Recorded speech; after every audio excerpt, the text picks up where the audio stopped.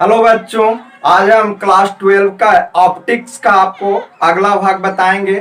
पहला भाग में आपको बताए थे गोलीय सतह से अपवर्तन का सूत्र। आज भी वही बताएंगे, लेकिन उसमें आपको बताए थे उत्तल सतह के लिए। आज हम बताएंगे अवतल सतह में गोलीय सतह का अपवर्तन का सूत्र किस प्रकार प्राप्त किया जाता है। गोलीय सतह के अपवर्तन का जो सूत्र होता है वो μ2 माइनस μ1 बटा आर इक्वल टू μ2 बटा v माइनस μ1 बटा u होता है, जहां μ1 μ2 जो है माध्यम का अपवर्तनांक होते हैं, r वक्रता त्रिज्या, v आपका प्रतिबिंब दूरी है, u आपका क्या है, वस्तु दूरी है। अब ध्यान दें, अवतल सतह क्या होता है, उसका परावर्तन सतह धसे हुए होते हैं। इस टाइप से आपका रहेगा।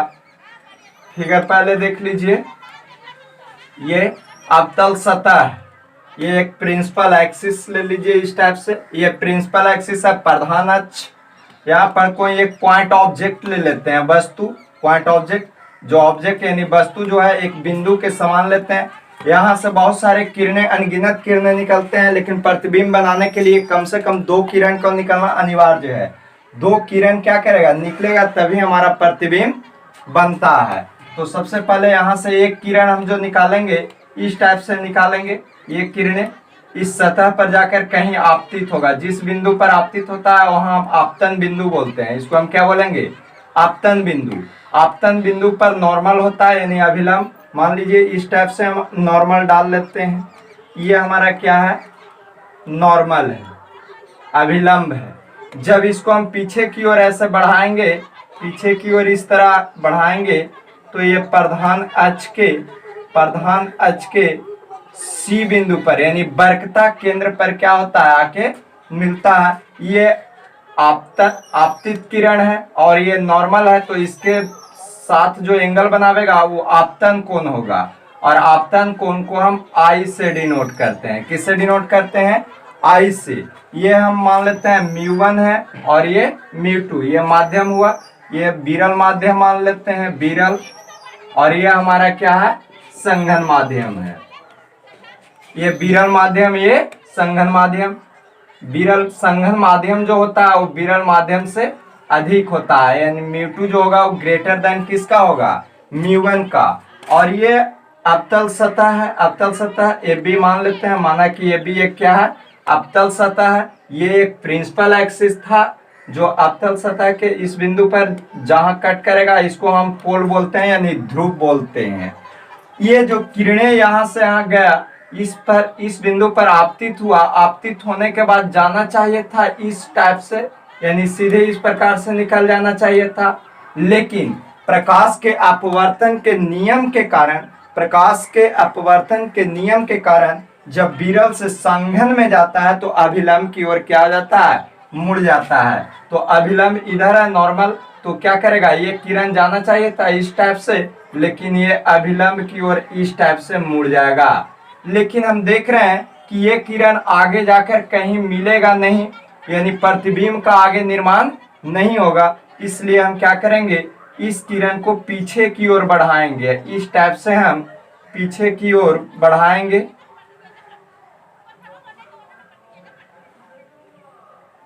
इस तरह बढ़ाएंगे तो ये किरण आकर प्रिंसिपल एक्सिस के किसी बिंदु पर मिलेगा और एक किरण यहां से इस टाइप से चला।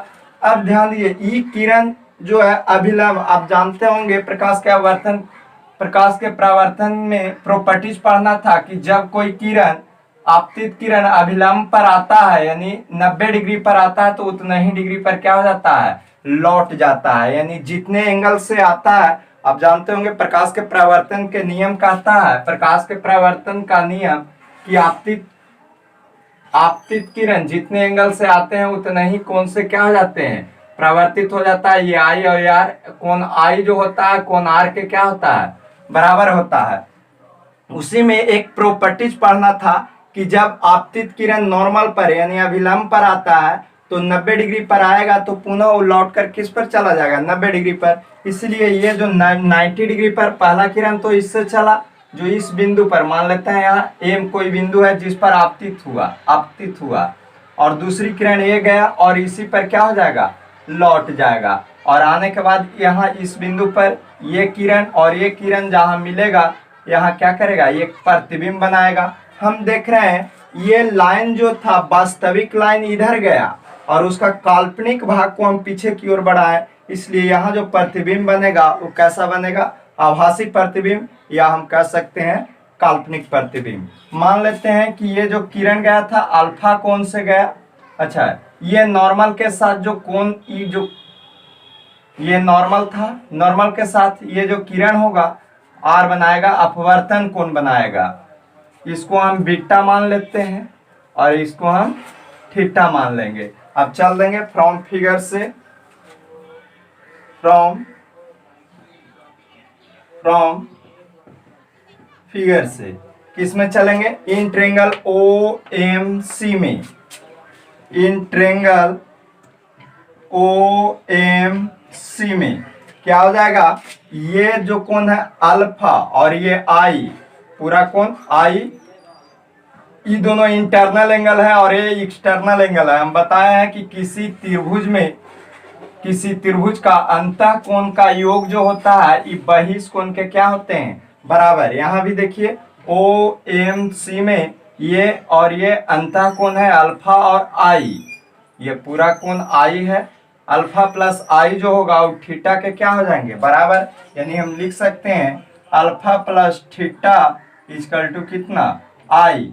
तो alpha plus i, sorry, alpha plus i equal to theta, तो आई बराबर क्या हो जाएगा, थीटा माइनस अल्फा हो जाएगा। हम आई का वैल्यू क्यों निकाल रहे हैं, फिगर से आई और आर का वैल्यू निकालेंगे।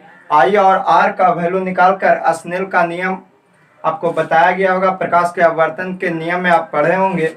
सेकंड नियम को हम स्नेल का नियम बोलते हैं, उसमें आई और आर का वैल्यू हम पुट कर देंगे, इस फार्मूला को हम सत्यापित कर सकते हैं। अब चलेंगे इन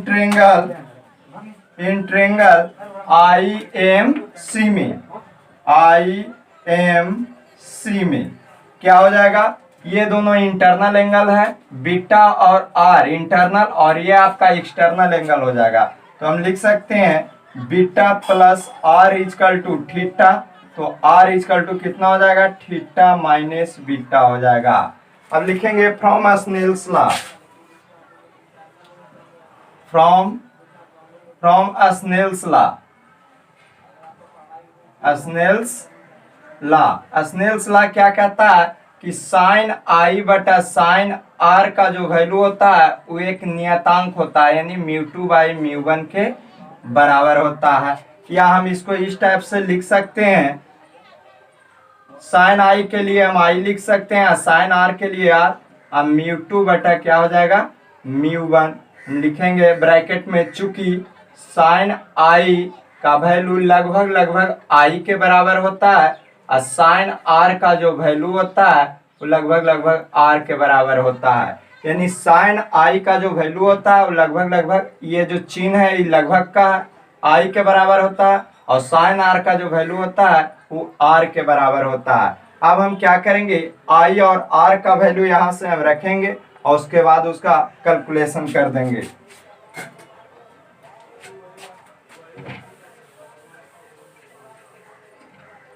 ये आपका म्यू2 ग्रेटर देन म्यू1, क्या करें, यहाँ वैल्यू रखिए, आई का मान कितना है, थीटा माइनस अल्फा और आर का value theta minus beta equal to म्यू2 अब बटा म्यू1। अब यहाँ से हम क्रॉस मल्टीप्लीकेशन करेंगे, इस तरह तिरछा तिरछी गुना और इससे इसमें गुना करेंगे, तो हमें क्या प्राप्त होगा, म्यू1 थीटा माइनस म्यू1 अल्फा इक्वल टू, इससे गुना इसमें करेंगे तो म्यू2 थीटा माइनस म्यू2 से बीटा में करेंगे तो म्यू2 बीटा हो जाएगा। अब थीटा वाले एक साथ कर लो, इसको इधर ले आएंगे, माइनस म्यू1 अल्फा प्लस म्यू2 बीटा इक्वल टू हो जाएगा म्यू2 थीटा माइनस म्यू1 थीटा।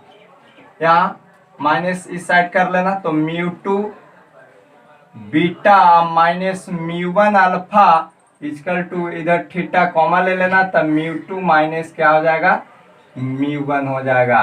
अब आप एक थ्योरी पढ़ा होगा 11th क्लास में कि चूंकि थीटा बराबर क्या होता है, थीटा बराबर होता है एल बाई आर, चाप की लंबाई बटा त्रिज्या। ये 11th क्लास में एक थ्योरी पढ़ना था। तो देखिए यहाँ थीटा जब अल्फा के लिए लिखेंगे तो ओपी क्या हो जाएगा, ओपी रेडियस हो जाएगा यानी त्रिज्या, और पीएम उसका चाप होगा। फिर जब बीटा के लिए लिखेंगे तो पी आई क्या हो जाएगा, त्रिज्या हो जाएगा, अब पीएम आपका चाप का लंबाई होगा। और थीटा के लिए सीपी रेडियस हो जाएगा और पीएम आपका क्या हो जाएगा, चाप की लंबाई हो जाएगा। अब सब का वैल्यू इसमें रख दीजिए। μ2 अब बीटा के लिए हम लिख सकते हैं, बीटा के लिए पी आई चाप की लंबाई, पहले चाप की लंबाई पीएम, थीटा बराबर एल वाई आर होता है, पहले लिखेंगे पीएम अब बटा कितना पी आई